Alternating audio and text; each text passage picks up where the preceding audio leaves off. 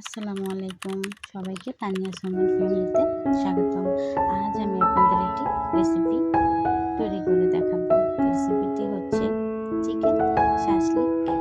তো শুরু থেকে শুরু করি। এখানে আমি মুরগির মাংস, বুকের মাংসগুলো নিয়ে ছোট ছোট টুকরো করে কেটে নিয়েছি।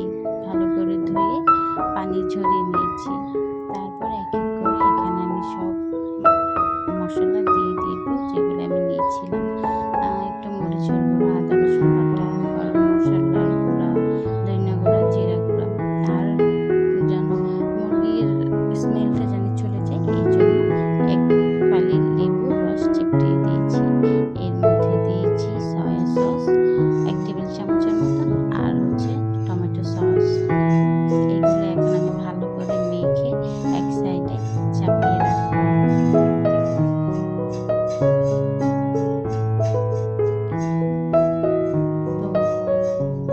তারপরে আমি চিকেন শাসলিক বানানোর জন্য কিছু ভেজিটেবল দরকার, সেগুলো কেটে নিচ্ছি। তো এখানে আমি ক্যাপসিকাম, গাজর এবং পেঁয়াজ ব্যবহার করব।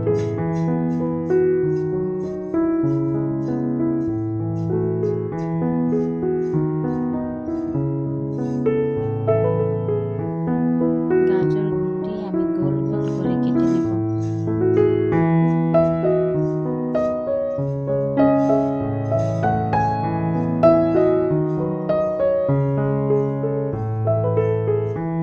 আর আমি পেঁয়াজগুলো হচ্ছে কি বলে, একটি পেঁয়াজকে টুকরো করে পেঁয়াজের কোয়াগুলো ছাড়িয়ে নেব।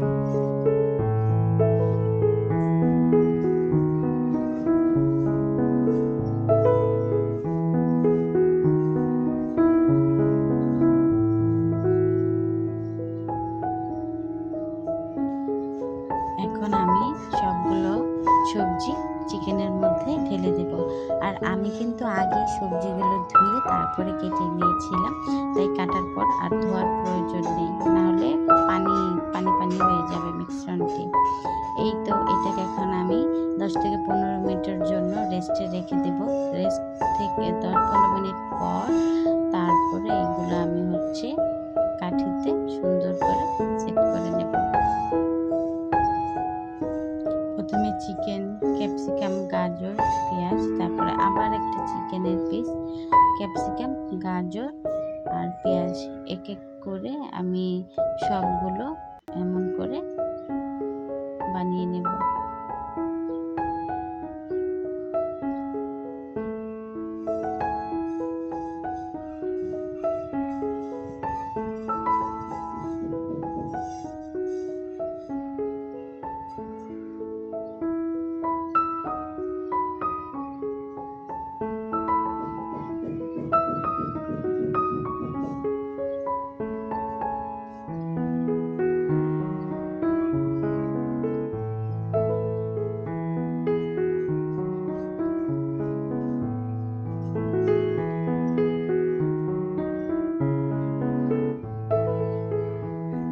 আমার এখানে মোট 14 থেকে 15টার মতন হয়েছে।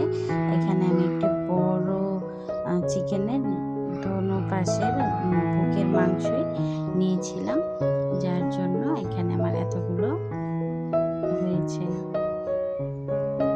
তারপরে কড়াইতে হালকা তেল দিয়ে তারপরে হচ্ছে আমি শাসলিকগুলো দিয়ে দিলাম। আর হচ্ছে একটি বাটিতে অল্প একটু তেল, চিনি আর সস দিয়ে ভালো করে গুলিয়ে সসের মতন বানিয়ে তারপরে হচ্ছে আমি এগুলা শাসলিকের উপরে ব্রাশ করে দিয়েছিলাম, কারণ আমরা এখানে তেলের পরিমাণটা কম রেখেছি সেই জন্য।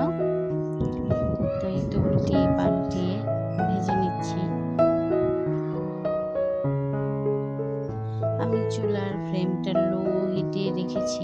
বাড়িয়ে দিলে হবে কি যে মাংসটা পুড়ে যাবে কিন্তু চিকেনটা হবে না, এই জন্য অল্প আঁচে এরকম হালকা পোড়া পোড়া করে বানাতে হবে, এত যাতে আবার পুড়ে না যায় এটা খেয়াল রাখতে হবে।